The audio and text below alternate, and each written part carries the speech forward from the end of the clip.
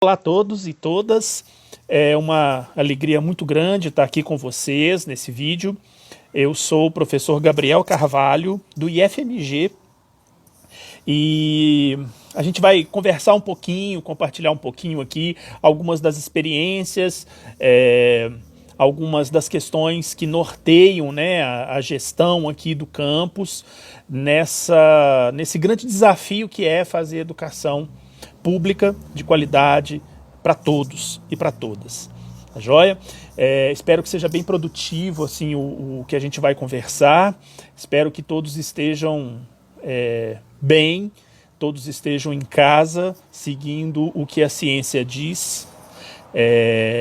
Espero que todos, que esse vídeo possa encontrar todos em plena saúde e cuidando, né, uns dos outros. Esse momento é muito importante para isso. E a tecnologia que permite a gente estar um pouquinho mais perto, mesmo distante fisicamente, né? Se tem uma das coisas legais que a tecnologia traz, é essa possibilidade da gente poder se encontrar pelos caminhos aí dos bits e dos bytes, né? Eu quero agradecer muito a professora Dorinha, que é tão querida da família, a minha esposa Andressa, sempre manda um abraço e sempre lembranças muito afetuosas do tempo que foi aluna, do tempo em que foi bolsista de iniciação científica da Dorinha. Foi um período muito rico de aprendizado. Eu, particularmente, fui aluno da Dorinha no curso de pós-graduação e o que ela ensinou sobre metodologia científica eu levo para sempre. Todos os trabalhos científicos, na minha dissertação, na minha tese, nos artigos que eu escrevo, sempre tem um dedo da Dorinha nesses trabalhos. Ela me ensinou bastante e eu procuro honrar, né, aquilo que ela tem ensinado com tanto afinco, com tanta competência, com tanto amor à profissão. Ela dignifica, de fato, a nossa carreira docente. Então, obrigado, Dorinha, um grande abraço. Eu sou formado em física, sou professor de física, fui professor de colégio durante muito tempo, mas o meu mestrado e meu doutorado eles são na área de educação. E eu discuto muito a psicologia cognitiva, processo de conceitualização, e desde 2009, na verdade desde agosto de 2008, eu faço parte da Rede Federal de Educação Profissional e Tecnológica.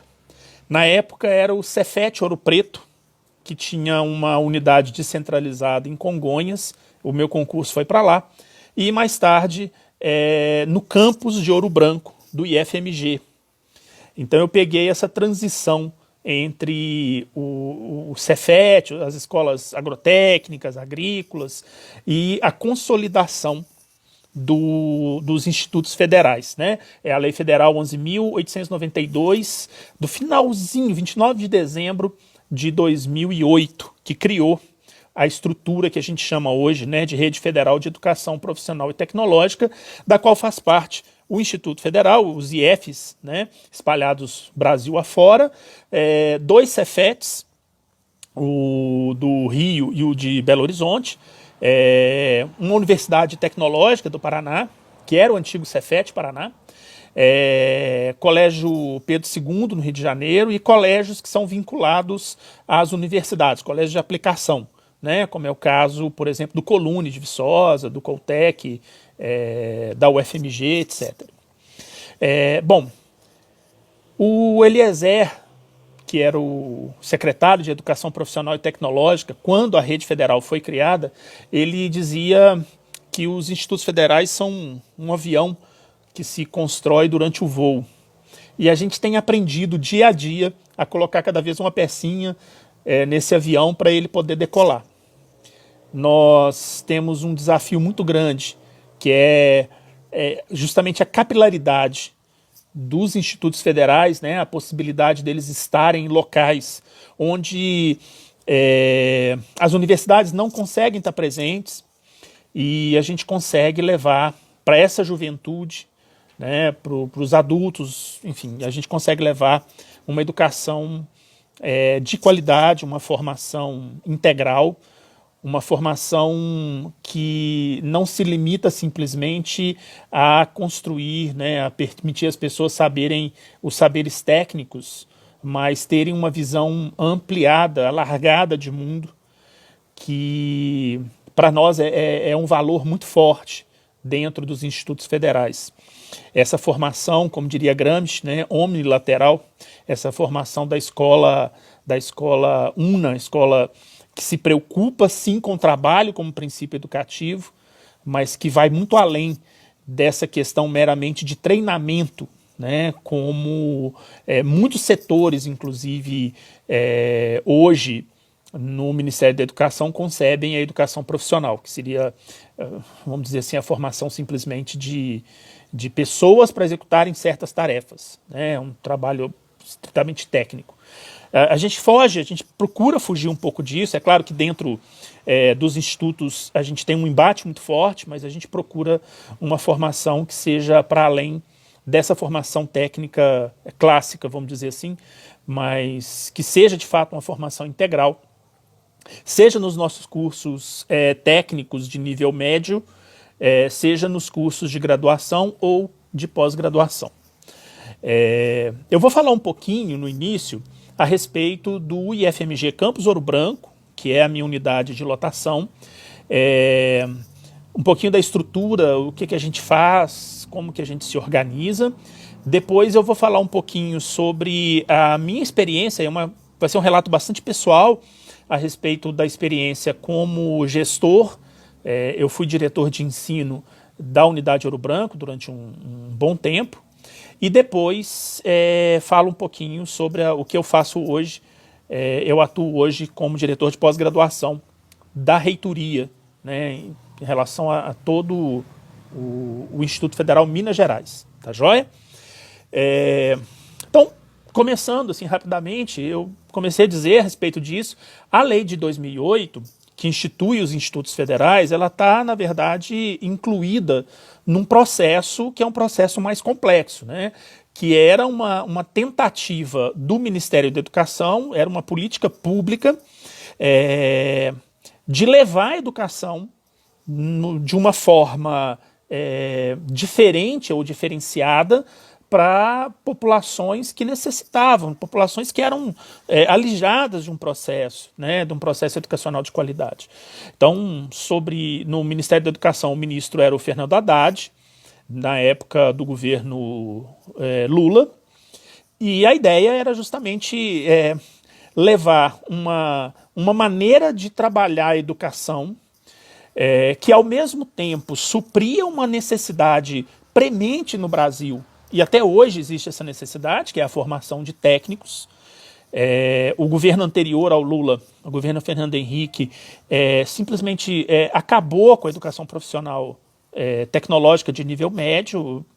O mercado, em alguns setores, necessitava muito e necessita até hoje da formação de técnicos, e não encontrava esses técnicos, porque não havia uma política pública para poder direcionar nesse sentido. Então, ao mesmo tempo em que a gente fazia isso, a lei de formação dos institutos, ela tem vários pontos que são interessantes. Então, os institutos federais, por força de lei, eles devem oferecer 50% de suas vagas para formação técnica de nível médio, tá? E 25% das vagas para cursos de licenciatura.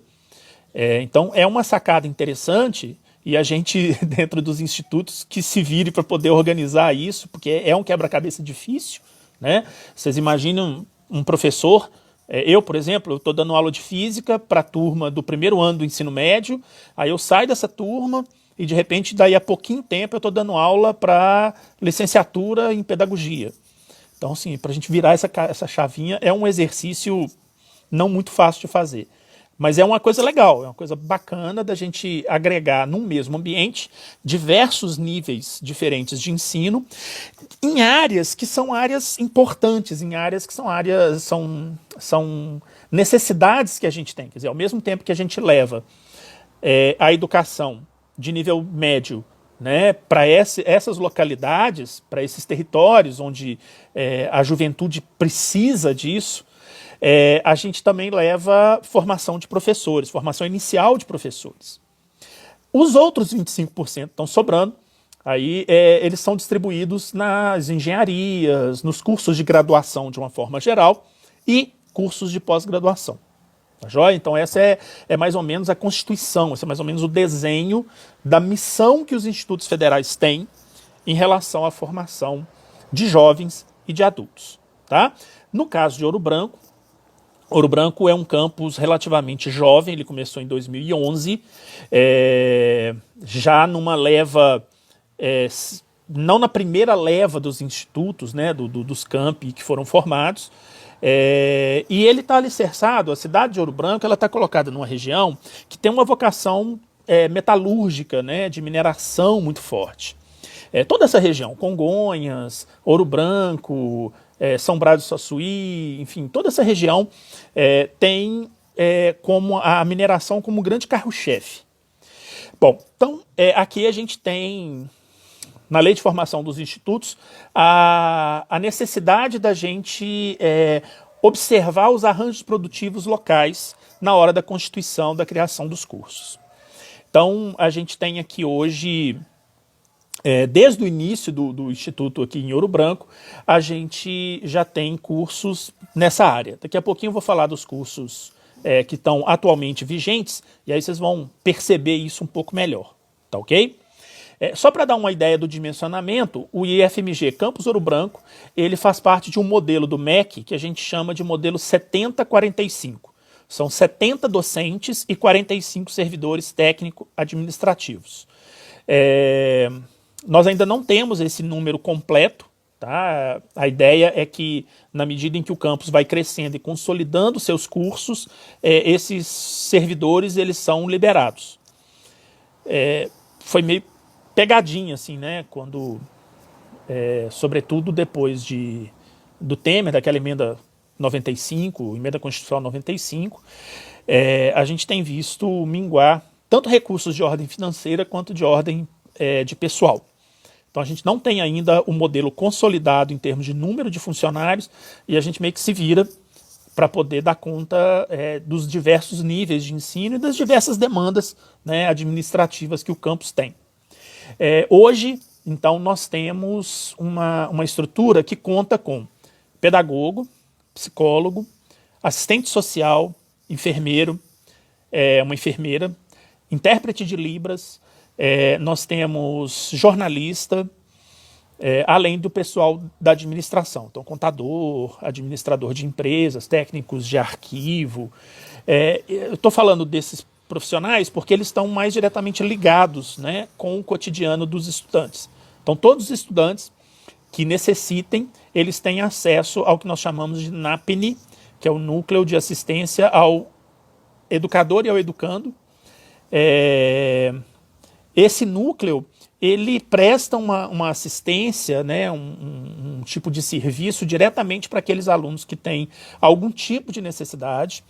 E isso é muito interessante. O NAPNE está mais ligado diretamente com aqueles que têm necessidades educativas, né, específicas. E existe também o NAI, que é um núcleo de assistência mais geral. Aí tanto faz se é o professor ou se é o estudante, a gente tem esse tipo de serviço. É um grande diferencial, né, esse tipo de acompanhamento, e a gente vê realmente faz a diferença em relação à permanência.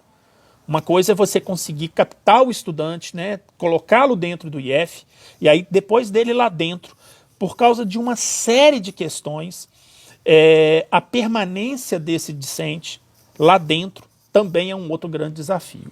Seja por questões de rendimento acadêmico, e aí o pessoal da pedagogia, o pessoal da psicologia, os professores, o diretor de ensino, eles têm um trabalho de sensibilização em relação aos docentes, de apoio a atividades de aprendizado, como monitoria, etc.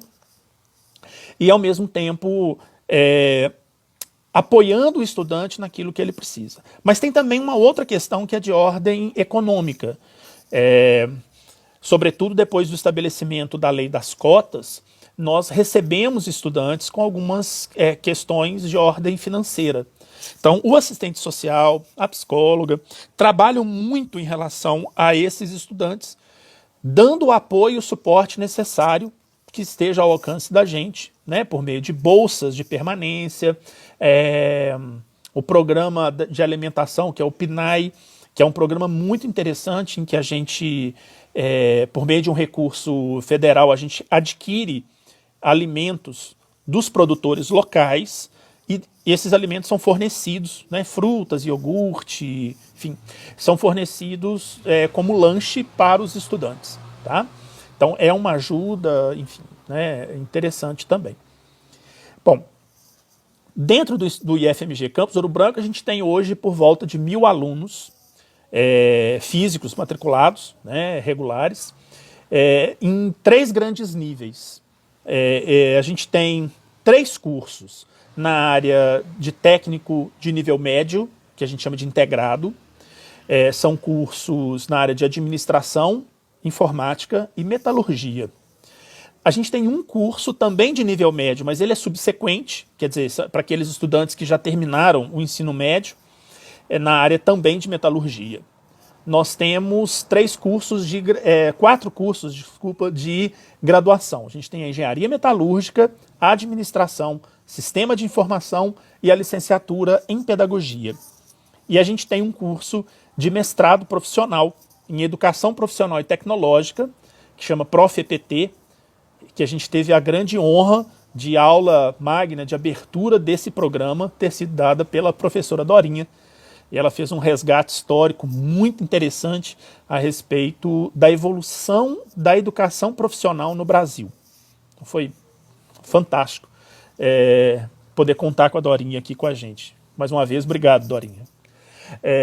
Esses cursos que eu falei para vocês, eles funcionam na unidade que a gente tem uma unidade própria, um prédio construído para isso, com laboratórios, laboratórios de informática, de metalurgia, de pedagogia, uma brinquedoteca, e nesse local funciona de manhã, de tarde e de noite. Os cursos técnicos integrados, eles funcionam em turno integral, manhã e tarde. Os cursos de graduação funcionam à noite e o mestrado ele funciona sexta e sábado e tem uma carga horária bastante grande que é dada em disciplinas à distância, tá joia? Esse mestrado ele é o mais recente da gente. Nós tivemos já uma única defesa, então está bem no início e a primeira turma que agora está na época de fazer a defesa. Joia? Basicamente a gente atende estudantes aqui da região, Ouro Branco, Lafayette, algumas pessoas de Congonhas, quer dizer, vem pessoas de fora de Ouro Branco, temos alguns estudantes daqui. Recebemos estudantes, e isso é uma coisa genial que eu acho dentro do Instituto, que dentro de uma mesma sala de aula a gente tem, sei lá, o filho do vice-prefeito, o filho do prefeito e o filho de uma pessoa que mora na zona rural e que precisa de vir de ônibus e que tem um esforço danado, mas eles estão na mesma sala. Aqui eu queria me permitir abrir um parêntese a respeito de um senso comum muito forte que existe no Brasil contra as cotas, sejam elas de natureza, da natureza que for, cota racial, cota econômica, enfim, dizendo que a adoção das cotas, eu já ouvi muito isso, iria, de alguma forma, diminuir a qualidade das instituições. Ou seja, receber alunos cotistas e não os alunos com as maiores notas de um processo seletivo, simplesmente daria como consequência inequívoca a formação de profissionais com menor qualidade. Nós fizemos um estudo aqui. Esse estudo ainda não está completo, mas ele está quase saindo do forno e a gente vai botar isso em publicação com certeza, recentemente. Nós fizemos um levantamento aqui dentro do campus das turmas de ensino técnico integrado, essas turmas de nível médio, que entram e comparamos os resultados dos cotistas e dos não cotistas. Pois bem, os cotistas, eles não só são mais persistentes, mais resilientes em relação ao período de formatura, quer dizer, eles formam nos 3 anos com um número de reprovações menor do que os não cotistas, como a nota média deles é maior.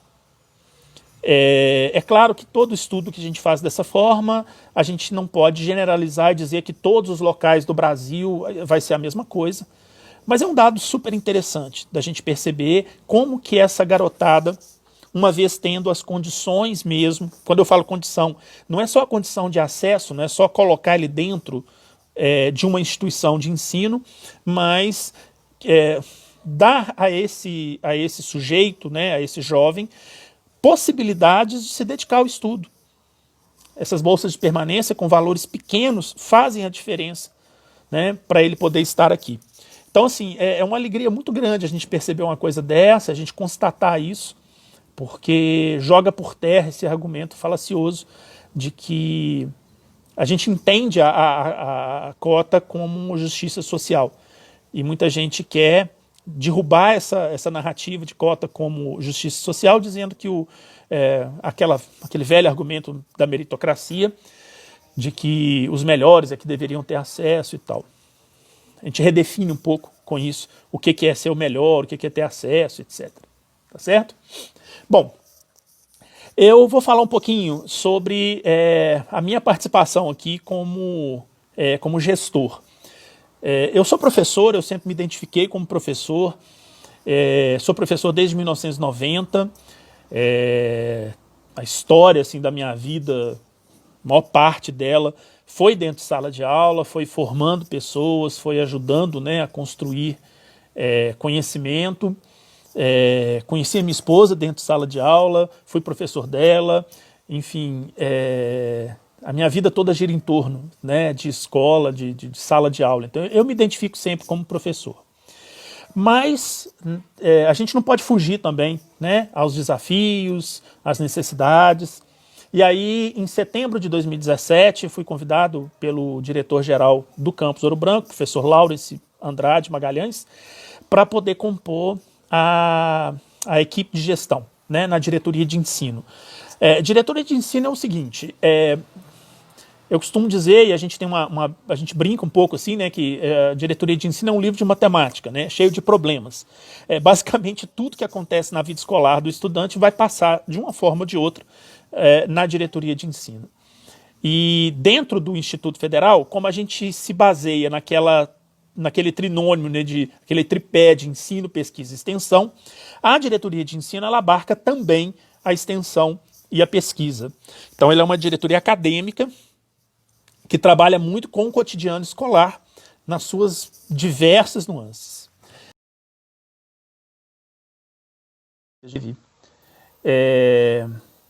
Em relação à diretoria de ensino, estava associada exatamente a normatizar todo o processo, né, todos os fluxos ligados ao ensino e os ritos, né, como que as coisas devem acontecer, quem é responsável.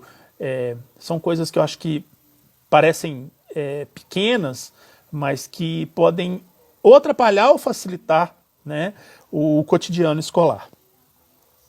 Uma coisa que a gente tomou como um ponto assim, importantíssimo se nós estamos dentro de um instituto federal, todos os docentes, todos os servidores técnicos administrativos, eles têm que ter claro, né, as origens da educação profissional, os objetivos da educação profissional.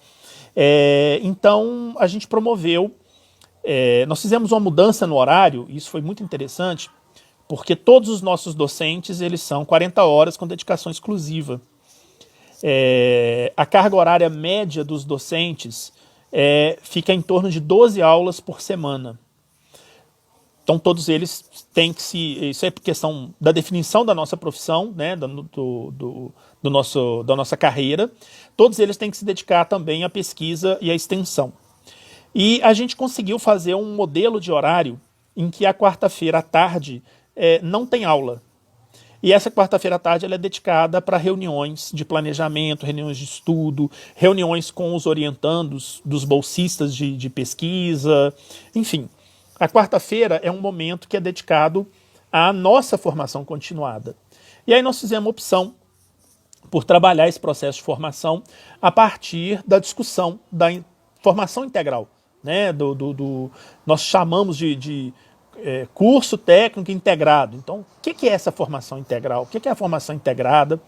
E aí nós vamos buscar nos pesquisadores nacionais que discutem isso. Então, na nossa concepção, seria interessante ter essa discussão. Então a gente foi Frigoto, a gente foi na Ciavata, na Marise Ramos, a Cássia Quenzer, que são, entre outras, tá? Que são pessoas que se dedicam tempo, Dante Moura, posso esquecer dele de jeito nenhum, que são pessoas que se dedicam a estudar exatamente esse fenômeno da educação profissional, da formação integral, da escola unitária, da formação omnilateral. Então, é um tipo de trabalho que é ao mesmo tempo necessário e difícil de ser implementado, né? Porque é claro que há determinadas resistências, inclusive do ponto de vista ideológico, porque assim, todos esses autores que eu citei, eles têm uma referência, uma base marxista muito forte. Então, para as pessoas que não são marxistas ou que não que têm um viés ideológico contrário, né, ao modelo de Marx, fica um embate. Mas é isso, construção de currículo, de projeto de ensino. A gente fala que o currículo é um campo de batalha, e é isso mesmo, né? A ideia era, o que eu queria naquele momento era, por meio do debate, por meio do confronto de ideias, promover a construção coletiva de uma identidade. Uma coisa muito importante para mim é que toda escola tem que ter uma cara. Se essa cara é feia ou é bonita, não interessa, mas ela tem que ter uma cara. Então, assim, as instituições precisam de ter uma cara. Você, como profissional, pode se identificar com aquela cara e dizer, eu quero estar ali naquele local. Ou dizer, olha, eu não me identifico, eu não quero, esse lugar não é para mim. E ok. Então, isso não é mérito, não é demérito. Mas a gente precisa de construir. Eu acho que essa cara é a cara das pessoas que estão ali, da identidade formadora, no nosso caso, da legislação que nos dá embasamento. Então, nós procuramos desenvolver isso. De certa forma, a construção, a aderência ao Programa Nacional Profissional EPT, né, Prof-EPT, de Educação Profissional e Tecnológica, é uma forma da gente trazer também esse debate para a comunidade. Então, o mestrado profissional em Educação Profissional e Tecnológica, ele tem viés relacionado a esses autores que eu disse e alguns outros, mas discute-se a educação profissional à luz de um modelo de formação omnilateral, de uma formação integrada, enfim. Então a gente vai buscar em Gramsci, a gente vai buscar em Manacorda, que fez uma leitura, né, pedagógica, vamos dizer assim, de Marx. A gente vai buscar em Paulo Freire. Então a gente vai buscar em autores que têm desse campo ideológico, e o Prof-EPT, ele é um mestrado, é um programa de mestrado nacional. Ele é capitaneado pelo Instituto Federal do Espírito Santo, mas ele é um mestrado em rede. Então todos os institutos federais, praticamente todos eles aderiram a esse modelo e fazem parte desse programa. Então existe Prof-EPT Brasil afora, mas o que nos une, apesar dessa diferença tão grande, né, regional que existe no Brasil, é justamente esse ideal, essa forma de discutir educação profissional e tecnológica. Ok? E isso está relacionado diretamente com uma necessidade nossa, que também é uma dificuldade muito grande que nós temos, que é a questão da verticalização. O que eu quero dizer com isso? Algumas das escolas que hoje compõem o Instituto Federal são centenárias. Então, o IFMG Campus Ouro Preto, que já foi ETPOF, já foi Escola Técnica, já foi Cefet Ouro Preto, ele tem uma história que é uma história centenária. O IFMG Campus Bambuí, Campus São João Evangelista, também tem histórias muito grandes. Então, assim, e essa história ela foi construída basicamente com cursos de nível médio. Não se tinha tradição de fazer cursos de graduação nesses locais. Então, com a chegada, a organização do IFMG, dos IFs de uma forma geral, essa questão da graduação começou a fazer parte da ordem do dia. A ACAMP, que tem somente cursos de graduação. Então, como é que eu vou dizer? A lógica que passa pela cabeça de muitas pessoas ligadas a essa questão da tradição, da origem, é ligada fortemente à formação de nível médio. Abrindo um pouco de exceção para os cursos de graduação que já estão, de certa forma, consolidados nos IFs. Agora, pensar em mestrado, pensar em doutorado, e eu estou chamando de verticalização por causa disso. A gente pega diversos níveis de ensino que vão, né, num crescendo em termos de nível de formação. Então, pensar em espaços para pós-graduação lato sensu é uma coisa que a gente está começando a conseguir construir. Então, há vários cursos de pós-graduação no IF, no IFMG, de uma forma geral. E esse espaço para o mestrado é um espaço que está sendo construído agora. Para vocês terem uma ideia, o IFMG ele tem somente 2 cursos de mestrado regularmente funcionando e outros 2 autorizados. Eles estão aprovados pelo Conselho, pela CAPES, né, de uma forma geral, e ainda carece da assinatura do nosso grande ministro da Educação, Abraham Weintraub, para poder autorizar. Tá? Então é o seguinte, nós temos hoje esse caminho a ser trilhado, criar condições para que os programas de pós-graduação stricto sensu sejam criados, se fortaleçam e se consolidem.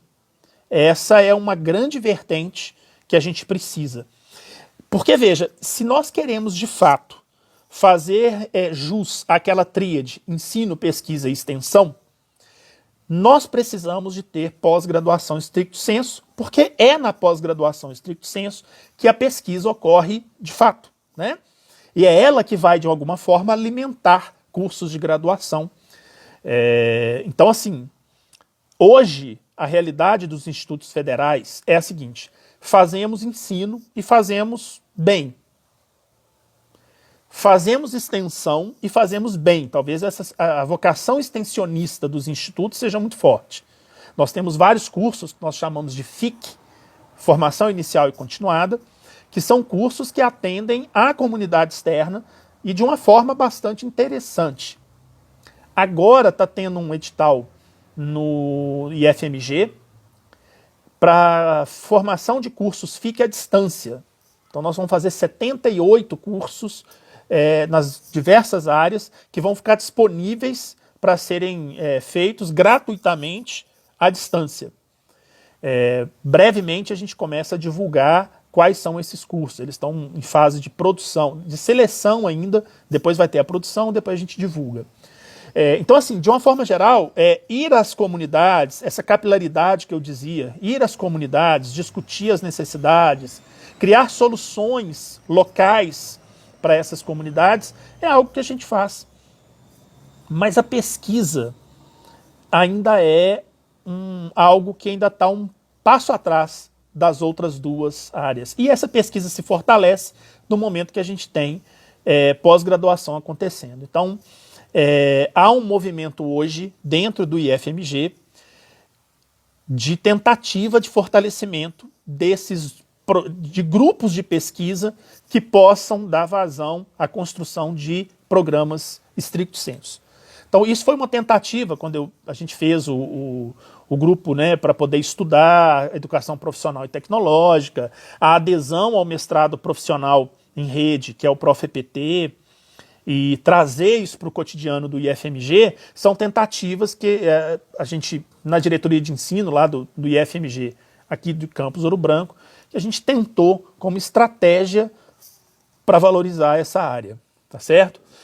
Ainda na área da diretoria de ensino, nós temos também uma preocupação muito grande em trazer à luz a discussão sobre formas de avaliação de aprendizagem, que é um grande nó. Se eu fosse falar disso aqui, eu acho que tinha que ter um vídeo para isso, mas oportunamente a gente Se for o caso, né, a gente pode voltar a conversar especificamente sobre esse tema. Mas aí eu fiquei na diretoria de ensino até outubro de 2019. Em 2019, segundo semestre, houve a eleição para reitor no IFMG.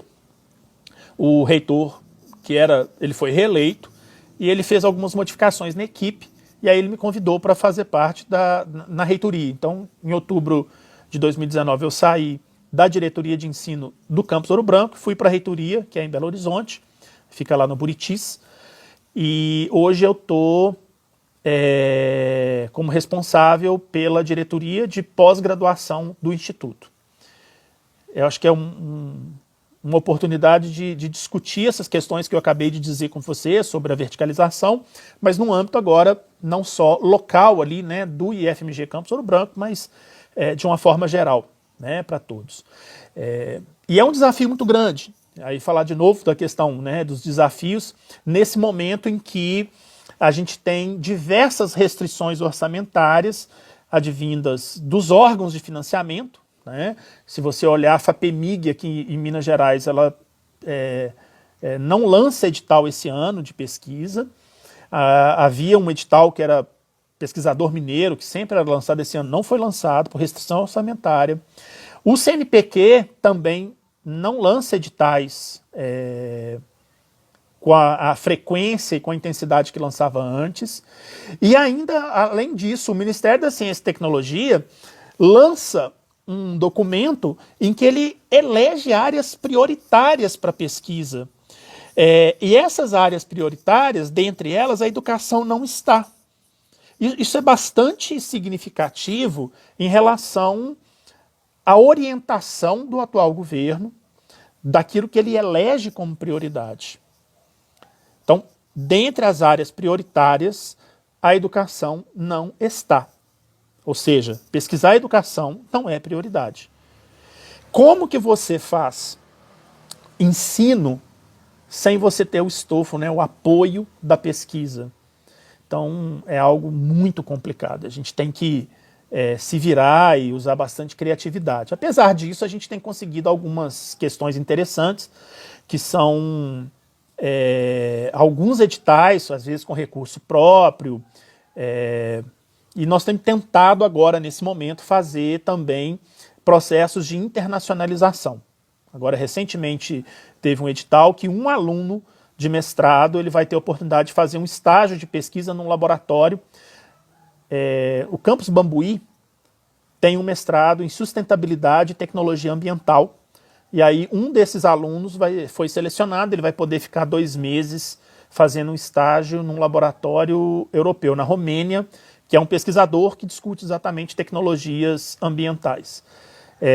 O próximo edital vai ser para o ProfEPT, para fazer uma discussão em outro lugar a respeito de educação profissional, provavelmente na Suíça, em Genebra. O professor Acarri, que é um professor lá da Universidade de Genebra, tem o interesse em fazer essa dobradinha. Então a gente fica buscando isso, né? Eu disse para vocês, com muito amor assim, ao ensino, à pesquisa, e tentando retribuir de alguma forma, né, o fato de sermos, no meu caso, ser funcionário público, de alguma forma produzir conhecimento, disseminar conhecimento e levar esse conhecimento aí para a população brasileira que tanto precisa disso. Joia? Eu queria mais uma vez agradecer enormemente a oportunidade de falar com vocês, agradecer o convite aí da Dorinha para poder estar nesse momento e me colocar sempre à disposição para mais debate, para mais conversa. Tá? É uma alegria muito grande poder falar dessa realidade que, né, hoje são os institutos federais, dessa possibilidade de acesso a localidades, a territórios, a grupos que antes não tinham essa possibilidade. Para a gente é um motivo de muito orgulho, né, poder fazer isso e estar junto. Tá joia? Caso alguém queira fazer algum tipo de contato, o meu e-mail institucional é gabriel.carvalho@ifmg.edu.br. Vocês conseguem falar rapidinho comigo, eu estou sempre ligado lá, sempre antenado, tá joia? Então, gente, olha, um grande abraço, agradeço muito aí a atenção de todos e, mais uma vez, coloco-me à disposição para a gente continuar esse debate e por outros canais, ok? Grande abraço e até mais. Tchauzinho.